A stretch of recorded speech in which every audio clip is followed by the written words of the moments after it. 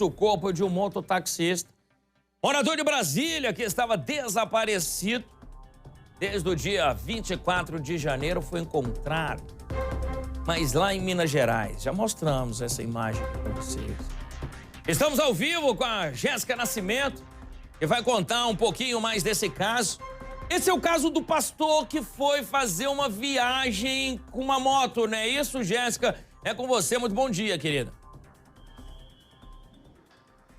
Oi, Fred, exatamente essa história. Muito bom dia para você, bom dia para Nicole e todo mundo que está acompanhando o nosso balanço geral nesta terça-feira. A gente que vem acompanhando, Fred, esse caso desde o início. Sou moradora aqui de Sobradinho, o Nelson também. Então, acabei recebendo várias mensagens também no meu telefone celular, pedindo para divulgar o desaparecimento dele. A gente fez essa reportagem, várias aqui na Record TV Brasília. E, infelizmente, a polícia localizou ontem à tarde o corpo do Sebastião Nelson, que tinha 67 anos. E é essa história, Fred, ele desaparece ali no dia 24 de janeiro, depois que ele solicita, que ele aceita, na verdade, uma corrida, ele que era mototaxista. Então, o principal suspeito ali de participar desse crime seria essa pessoa, esse rapaz que solicitou essa viagem. A gente está passando imagens aí para vocês na tela do local onde o corpo dele foi localizado, mas antes eu queria pedir para o pessoal repetir a imagem, que é ali na moto. Essa é a última vez que ele foi visto com vida, na verdade, a última imagem que a polícia tem,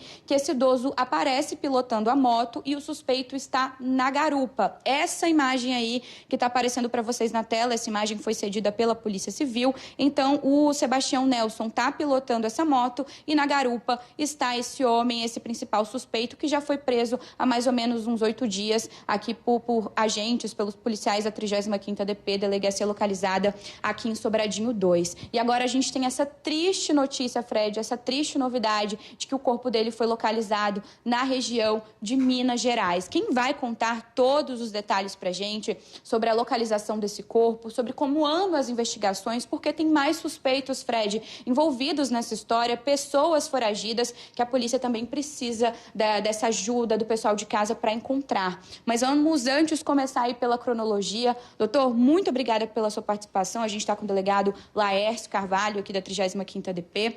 Doutor, ele desaparece no dia 24 de janeiro. No dia 26, a família registra um boletim de ocorrência e as investigações começam. Verdade. Boa tarde, Fred, Nicole. Essa ocorrência termina da forma mais trágica. Era tudo que nós não desejávamos, era encontrar o corpo desse cidadão, que era um pai de família, uma pessoa de bem, um pastor de igreja. Então, a tragédia se apresenta a partir do momento em que nós encontramos o corpo ontem, já no final do dia. O senhor Sebastião Nelson vai a Arinos, imaginando que estaria ali fazendo uma corrida de mototáxi, porém ele é vítima de uma emboscada armada pelo principal suspeito, que já se encontra preso aí há quase 10 dias. Nós nunca tivemos nenhuma dúvida quanto à participação desse marginal nesse crime. Não havia o corpo, não havia a motocicleta, mas a nossa convicção de que esse indivíduo teria praticado algum mal a esse cidadão era absoluta. E a confirmação veio ontem com o aprofundamento das investigações e com a localização desse corpo. Continuamos contando com a colaboração da imprensa, da comunidade lá do norte de Minas, porque nós queremos encontrar a motocicleta do seu Sebastião Nelson, até para que a investigação fique bem amarrada. Nós queremos prender esses 2 últimos marginais que ainda estão à solta lá. São pessoas perigosas, conhecidas na região como pessoas muito violentas. Nossa polícia está cercando toda a região, com a ajuda da Polícia de Minas, Polícia Militar, Polícia Civil, a Polícia de Goiás está empenhada nessas buscas e nós esperamos, nas próximas horas, apresentarmos esses 2 marginais para responderem pelo esse latrocínio que cometeram. A gente está acompanhando, Fred, vou chamar você aqui para o nosso bate-papo, as imagens agora de onde o corpo foi localizado, que foi na região da Chapada Gaúcha, em Minas Gerais. O delegado daqui a pouquinho explica para a gente também como é que esse corpo foi localizado, Fred, porque ele foi encontrado em uma cova ali rasa, o corpo estava amarrado, o Sebastião também estava amordaçado e, como o doutor disse, tem mais pessoas envolvidas nesse crime, viu? Não é só esse homem que foi preso há 8 dias, esse passageiro não, Fred, mais gente envolvida nesse crime. Cara, pois é, eu queria, inclusive, fazer mais perguntas pro delegado. Primeiro, a gente soube que o pastor foi chamado para ir para Arinos, com um vagabundo que já está preso há 10 dias. O pastor chegou a Arinos com esse vagabundo que está preso hoje? Pois é, Fred. Essa corrida, inclusive, ele combinou, né, para ir para a região de Arinos, em Minas Gerais, teria combinado um valor de R$300. E, doutor, o Fred perguntou se eles chegaram realmente à região de Arinos, porque tem uma distância, né, considerável da região de Arinos para a região da Chapada Gaúcha, em Minas Gerais, onde esse corpo foi localizado. É verdade, ele aproxima-se a poucos quilômetros de Arinos, até porque ele teria contratado, entre aspas, o mototaxista para se dirigir a Arinos. Então ele precisava fingir para esse rapaz que iriam chegar à cidade de Arinos. Lá nessa cidade também vivem os comparsas desse marginal. Na verdade, trata-se de uma organização criminosa que atua em todo o norte de Minas. Mas é certo que ele fez o contato com os demais criminosos, já próximo a Arinos, para informar: olha, já estou na área, estou com a moto da vítima, vamos nos encontrar em tal região rural. Para lá, ele atrai a vítima pilotando a motocicleta.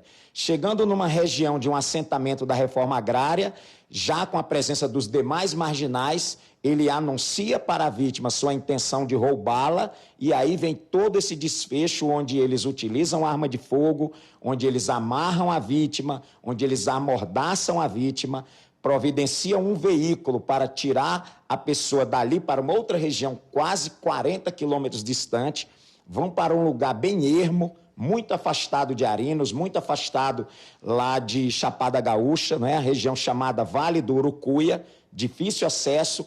Ali eles tiram a vida de seu Sebastião Nelson, provavelmente com um tiro na cabeça. Nesse momento, o seu Sebastião Nelson ainda está usando o capacete, e eles ali decidem cavar uma cova rasa, e ali enterram o corpo do seu Sebastião Nelson.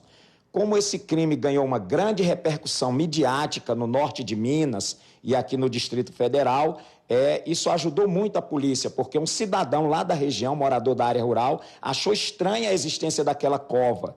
E esse cidadão liga para a polícia de Arinos. Nossas equipes saem daqui de Brasília, juntam-se com as equipes de Arinos e localizam aquela cova. Logo vem a surpresa de que realmente tratava-se do corpo do seu Sebastião Nelson.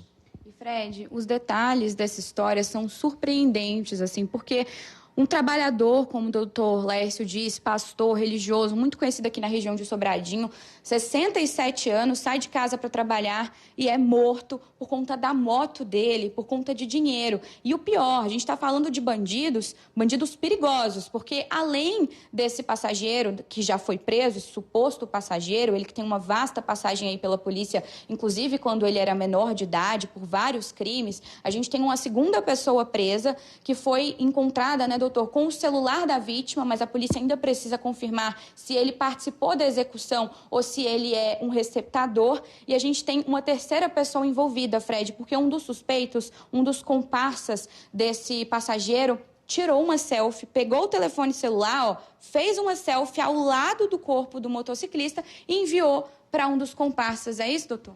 É verdade. Por aí se vê a audácia desses marginais. Não temem a lei, não temem a justiça, matam o cidadão com um tiro na cabeça, o corpo ainda no chão, antes de cavar a cova, faz uma selfie como se vangloriando, envia esta selfie para um outro marginal de seu grupo, como quem diz: olha, fiz o que eu falei que ia fazer, está aqui o corpo ao meu lado. Todavia, esses marginais que desafiam a justiça, eles esquecem que a polícia trabalha com tecnologia. Além do envolvimento da Polícia Civil do Distrito Federal, que vem se empenhando desde o primeiro dia, nós temos contado com a ajuda das outras polícias. Então, a investigação tecnológica nos coloca no rastro dessa imagem e no rastro do celular da própria vítima. Quando a gente prende o indivíduo lá na cidade de Chapada Gaúcha, na posse do celular da vítima, aí a casa desse marginal cai por completo, porque começa a surgir uma série de outras provas que dão conta que há pelo menos mais 2 marginais envolvidos nisso, que são os que a gente pretende prender nas próximas horas, com a ajuda da mídia e com a ajuda da comunidade lá do norte de Minas. E agora esses suspeitos vão responder pelo latrocínio, né, que é o roubo seguido de morte. Sim, já estavam respondendo por latrocínio consumado e agora passam a responder também pela ocultação do cadáver, que é um crime que possui uma pena também muito considerável. A reunião dessas penas pode levar esse grupo de marginal a passar até 30 anos na cadeia. Olha só, Fred, detalhes aqui com o delegado Laércio, a gente que vem acompanhando esse caso desde o início, conversamos com a família do Sebastião também, quando ele estava desaparecido, a família tinha muita esperança de encontrar o Sebastião com vida, a polícia também, só que, infelizmente, a gente teve essa informação, ontem a polícia encontrou o corpo do Sebastião Nelson, de 67 anos, enterrado ali na região de Minas Gerais, amordaçado, também, né, com as mãos amarradas, sofreu ali bastante antes de morrer. E doutor, uma dúvida que surgiu, vou chamar o Fred também para essa conversa, a perícia vai confirmar se realmente ele morreu por conta desse tiro. Ele é morto assim que ele chega na cova ou já dentro do veículo? Nós acreditamos que esses marginais assassinaram a vítima ao lado do local onde cavaram a cova. E é a imagem feita por esse quarto marginal que nos leva a ter essa compreensão, porque nesta imagem, que é muito nítida, nós temos ali um corpo completamente ensanguentado e com a marca de uma perfuração que atravessa o capacete da motocicleta e atinge o crânio da vítima. Então, pela forma desta imagem, os detalhes dela, a gente entende que levaram o rapaz amordaçado e amarrado até essa região bem distante, certamente ali levando algum tipo de conversa do tipo, não, a gente vai só lhe dar um susto e tal. E ali eles decidem por tirar a vida desse rapaz. Assassinam o rapaz e ao lado do corpo cavam a cova. Isso é muito nítido na imagem produzida pelo próprio marginal que veio a executar o rapaz. Olha só, Fred, rapaz ainda tirou a vida de um trabalhador, a gente está falando desse crime por conta de uma moto, por conta do dinheiro, e ele ainda se vangloria, tira uma foto ao lado do corpo desse idoso que tinha 67 anos, Fred. Cara, é bem difícil cada coisa que a gente vê aqui nessa televisão, essa população, tirar a vida de um senhor de quase 70 anos de idade com um tiro na cabeça. A Nick, inclusive, quer participar com a gente aqui, tem uma perguntinha pro doutor. Nick, é com você, querido.